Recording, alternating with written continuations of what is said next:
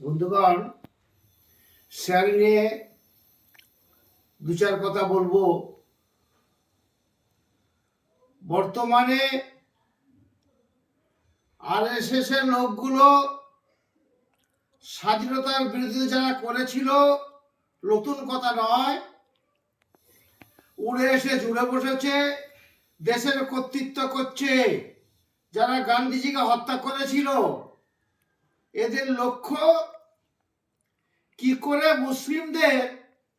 এরা মুসলিমদের পিছনে লেগে আছে, ইংরেজের চামচাগিরি করেছে, বেকায়দা ফেলা যায়।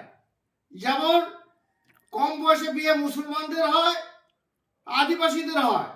কোনো কম বয়সে মেয়ে যদি বিয়ে করে কোনো ছেলে, তাহলে 2 বছর পকসানে জেল খাটবে। বিভিন্ন কলা কৌশলে, বিভিন্ন কায়দায়, বিভিন্ন সেন্ট্রাল যে করছে, এদের পতন অবধারিত। জঙ্গি বাড়াতে সাহায্য করছে এরা। কেন? জঙ্গিদাকে মরিছে যখন, মরবো একা। চাইনি জঙ্গি হতে, আইনি হস্ত নিতে, কিন্তু বাধ্য করছে সরকার। আমাদের সিএম দেখিয়ে দিল সমালোচনা করা, পর্যালোচনা করা সেই মালগুলোকে কি করতে পারে।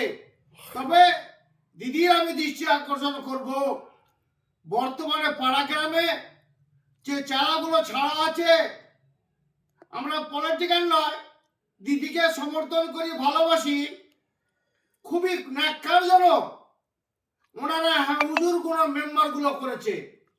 কারণ তাদের টাকা ঢুকে যাচ্ছে, ফিরে আস্তার কিনার দিকে তাকায় নে।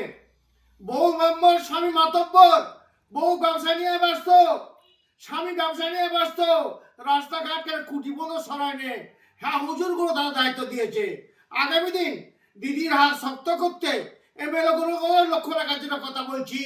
এমএলএদের অ্যাটিটিউড গুলো এলাকায় একদম হিটলারের মতন হয়ে আছে। তারা যদি ভালো হয়, আগামী দিন কিন্তু দিদির শক্ত হাত আরো হবে। আমার ইল্লাল বারাদ।